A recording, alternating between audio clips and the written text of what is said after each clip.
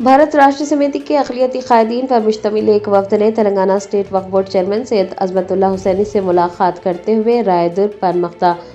गाँव में वाक़ सर्वे नंबर 83 की 510 एकड़ 35 गुंटा व फराजी के तहफ़्फ़ुज़ का मुतालबा किया है। तफसीलात के मुताबिक रायदुर्ग पानमख्ता गाँव में वाक़ सर्वे नंबर 83 की अराजी जो कि 510 एकड़ 35 गुंटे पर मुहित है, तारीख़ी और मजहबी अहमियत की हामिल है और ये ज़मीन दक्कन जामिया निज़ामिया दरगाह के हक़ में वक़्फ़ की गई थी। PRS के अक़लियती क़ायदीन ख्वाजा मुजीबुद्दीन मोहम्मद मसीहुल्लाह खान और ख्वाजा बदरुद्दीन व दीगर पर मुश्तमिल एक वफ़द ने तेलंगाना स्टेट वक्फ बोर्ड चेयरमैन से मुलाकात करते हुए एक याददाश्त पेश की और अराजी के तहफ़्फ़ुज़ का मुतालबा किया। PRS क़ायदीन ने तशवीश का इजहार किया है कि वफ़ अराजी के रिकॉर्ड में मुबैना तौर पर हेर फेर की गई है, जो कि एक तशवीशनाक सूरत हाल है। उन्होंने सर्वे नंबर 83 की ज़मीन को किसी भी किस्म के कब्ज़े, फ़रोख्त या गैर क़ानूनी तामीरात से फ़ौरी तौर पर महफूज बनाने की मांग की है और एक आला सतही कमेटी की तश्कील या फिर आज़ादाना तहक़ीक़ात करवाने का भी मुतालबा किया है, ताकि रिकॉर्ड में मुबैना हेर फेर की हकीकत सामने आ सके। साथ ही रेवेन्यू डिपार्टमेंट और वक्फ बोर्ड को भी ये हिदायत देने की मांग की गई है कि वो अराजी का जामे सर्वे और हदबंदी करवाएं। मीडिया के नुमाइंदों से बात करते हुए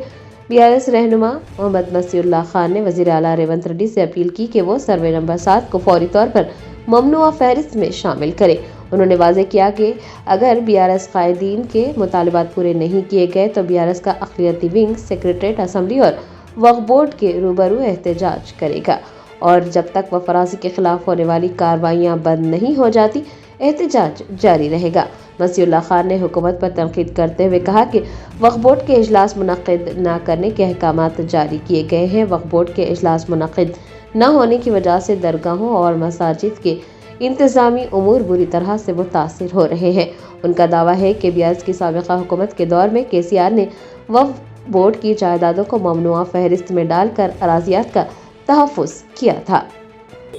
खुसूसी हमारे ख्वाजा मुजीबुद्दीन साहब की ज़ेर निगरानी में वक्फ बोर्ड को आकर जो सर्वे नंबर 7 में जो 537 एकर्स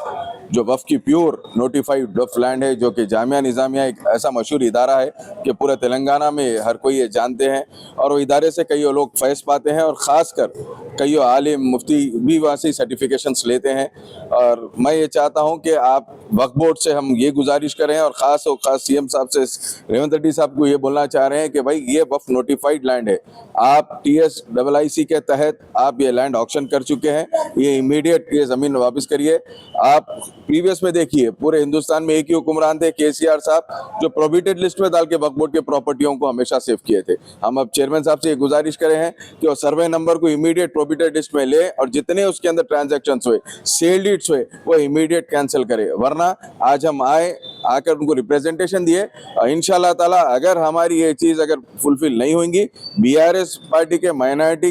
विंग के तरफ से हम आपको ये बोल रहे हैं कि सेक्रेटरीट होने दीजिए, असेंबली होने दीजिए या वक्फ बोर्ड होने दीजिए, हम बराबर इसका धरना करेंगे बराबर जब तक ये हमारे को लैंड, हमारी नोटिफाइड लैंड वफ़ की जामिया निज़ामिया के तहत जो है, जब तक उसके सेल डीड जो एग्रीमेंट से लोग करे हैं गवर्नमेंट, जब तक ये कैंसिल नहीं होंगे जब तक हम खामोश बैठने वाले नहीं हैं। और साथों साथ असेंबली को बढ़ाने के तहत कोई 1532 एकड़ 1532 गज का जो एक्सटेंशन करना चाह रहे हैं, तो मसाजिद की लैंड है, अगर मसाजिद के लिए करना चाह रहे हैं तो बहुत खुशी की बात है, लेकिन मसाजिद को छोड़ते हुए अगर आप असेंबली के लिए करना चाह रहे हैं बोले तो इसके लिए भी BRS पार्टी कभी खामोश नहीं बैठेंगी, क्योंकि वहाँ मसाजिद है, एक तो बहुत पुरानी, खासकर गवर्नमेंट के तहत 2 मसाजिद है, एक मक्का मस्जिद और ये मस्जिद के तहत। तो मैं आपसे रिक्वेस्ट कर रहा हूँ, आप अपील कर रहा हूं आप लोगों से कि आप ये जितने भी चीज़ें हैं, ये चीज़ के अंदर आप मुसलमानों का साथ दीजिए और मुसलमानों के लिए एक वो करिए। और ख़ासकर आपके माइनॉरिटी, आपके गवर्नमेंट के तरफ से जानिब से 14/05/2025 को आपके पास से एक मेमो आता है गवर्नमेंट के कि वक्फ बोर्ड की कोई मीटिंग नहीं होना। ये आप ही के पास से, कांग्रेस की पार्टी के पास से, CM साहब के पास से ये आया है कि कोई यहाँ पे मीटिंग्स नहीं करना बोलकर। अगर जब तक वक्फ बोर्ड की कोई मीटिंग नहीं होगी तो मसाजिद की कमेटी रहने दीजिए, दरगाहों की रहने दीजिए, कोई भी वक्फ बोर्ड का काम हो ही नहीं सकता। यहाँ पर लोग आ रहे हैं, फिर के जा रहे हैं, ये बोल रहे हैं कि हमारे काम नहीं होने की वजह यही है, कांग्रेस गवर्नमेंट एक तरफ से बोलती है मुसलमानों के साथ है और एक तरफ बोलती है। आप बाजू में कर्नाटका में आप देखिए, सुप्रीम कोर्ट के ऑर्डर के बाद भी जो सो वहां पे हम ऑर्डर की हम इज्जत करते हैं, सुप्रीम कोर्ट की रिस्पेक्ट करते हैं, ठीक है वो पेंडिंग इशू है, पेंडिंग रहने दीजिए। उसके बावजूद भी आप देखिए वहां पे चेयरमैन अलर्ट किया गया, हर महीना खुसूसी मीटिंग होती है कर्नाटका में ये ऑर्डर के बाद। और यहाँ आप देखिए कि वहां पे सौतेला सुलूक हमारे साथ यहाँ पे किया जा रहा है, वहां पे जो सो ये चल रहा है। मैं आप लोगों से गुजारिश कर रहा हूँ कि आप यहाँ पर भी बोर्ड मीटिंग के लिए इजाजत दीजिए, आपका जो मेमो दिए थे वो मेमो वापस लीजिए और पूरे चीजें, क्योंकि ये सेंट्रल एक्ट है, ये सेंट्रल चाहे हज कमेटी हो या वक्फ बोर्ड हो, सेंट्रल एक्ट के तहत चलता है। मैं आपसे गुजारिश कर रहा हूँ, बोर्ड के हाथ में ये सब चीज रहती है, बोर्ड में मीटिंग करने के लिए आप इजाजत इमीडिएट दीजिए, हम गवर्नमेंट से यही नुमाइंदगी करते हैं। और SIR के ताल्लुक से भी बोल दे रहा हूँ, आज जितने हमारे माइनॉरिटी भाई है ये सिर्फ मुसलमानों के लिए नुकसान देने के लिए SIR बनाया गया है। प्रीवियस में आप NRC के तौर में आप देख सकते थे कि KCR साहब वाहिद ऐसे हुक्मरान थे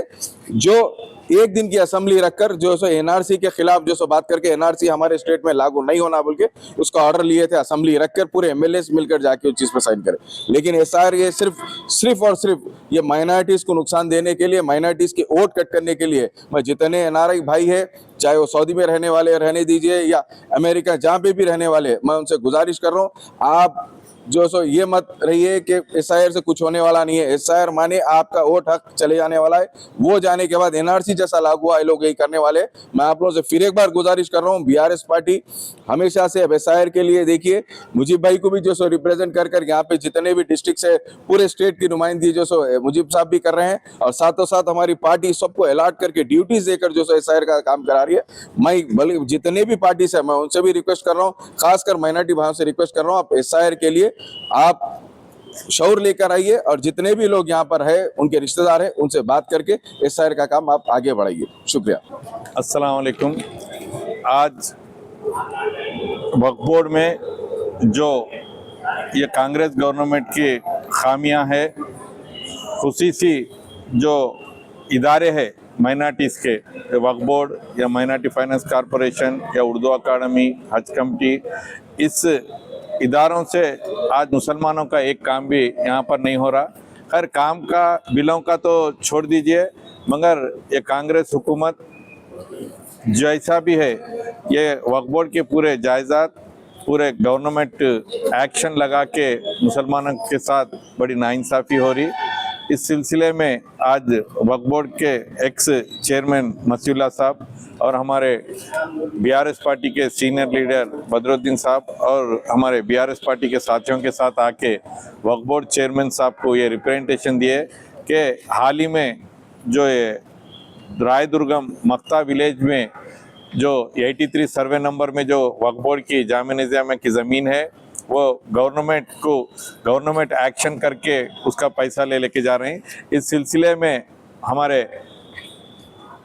साबिक़ा वक्फ बोर्ड चेयरमैन मसीउल्लाह साहब को पूरे डिटेल मालूम है, क्योंकि आप वक्फ बोर्ड के चेयरमैन कर चुके हैं। इसलिए मैं मसीउल्लाह साहब से गुजारिश करता हूं कि इस सिलसिले में आप पूरे डिटेल प्रेस को बताइए। साथ ही साथ वो बताने से पहले मैं एक ही गुजारिश करता हूं कि आज ये इदारे जो भी है, फॉर एग्ज़ाम्पल मैं भी 2 साल उर्दू अकादमी चेयरमैन के हैसियत से कर चुका हूँ, मगर आज स्टाफ के साथ साथ ये जो मुसलमान टीचर्स है या जो भी शायरा है, सब हमारे पास आके, साहब आप लोग रहे वक़्त KCR साहब की हुकूमत में हम लोग को ऐसे मौके मिलते थे मुशायरे के हो या इंफ्रास्ट्रक्चर के वास्ते 303 और 390 स्कूल्स को हर साल 50-50 हज़ार इंफ्रास्ट्रक्चर के अमाउंट देते थे और अवार्ड देते थे। वो पूरा बाजुक रख दिए, 1 रुपया भी सैलरीज हट के आज 5 करोड़ रुपये गवर्नमेंट की तरफ से, इन लोग तो बजट बता दे रहे हैं कि 4,000 करोड़ बजट लगाए बोल के। 3 साल से उर्दू अकादमी का एक ही मैं एग्जाम्पल ले रहा हूँ, 5 करोड़ रुपये जो भी एड्स के शक्ल में हो, छोटे पेपरों के शक्ल में हो, या टीचरों का अवार्ड्स के हो या इंफ्रास्ट्रक्चर के हो, ये पूरे रुक चुके हैं। मैं ये चेयरमैनों को एक ही अपील करता हूँ, मेहरबानी करके आप लोग अपनी 10 साल जो अपोजिशन में रह के सियासी एम्प्लॉयमेंट मिल गया, हमारे को सीट मिल गई, हम उस पर बैठ के सैलरी लेंगे, मगर कोई हम सीएम साहब का रिप्रेजेंटेशन नहीं करेंगे या कुछ नहीं करेंगे, हमको सैलरी आ गई बोले तो आप लोग उसके वास्ते नहीं बने चेयरमैन। सियासी अनएम्प्लॉयमेंट कंप्लीट कर लेना है तो कहीं और जाके कर लिया आप। ये जो जिम्मेदारी मुसलमानों की खिदमत करने के लिए आप लोग को दे चुकी है जो गवर्नमेंट, उसके लिए आप लोग जरा काम करिए। आप लोग को मैं एक एग्जाम्पल भी आपने ऐसा नहीं है कि सीएम साहब का ने जाके साहब ये माइनॉरिटी का 4000 करोड़ तो बजट आप बता रहे हैं पेपरों पे, मगर 400 भी में आप लोग रिलीज नहीं कर रहे हैं और खर्च नहीं कर रहे हैं बोल के आप लोग ये करिए, वरना बीआरएस पार्टी की तरफ से माइनॉरिटीज बराबर चेयरमैनों के चैम्बर को साथ साथ आज असेंबली चलते खुद भी असेंबली का ने भी धरना दे के ये आप लोग के नॉलेज में लाएंगे बोल के बोलते हुए मैं मसीउल्लाह साहब से गुजारिश करता हूं आप इस बारे में डिटेल बात करिए।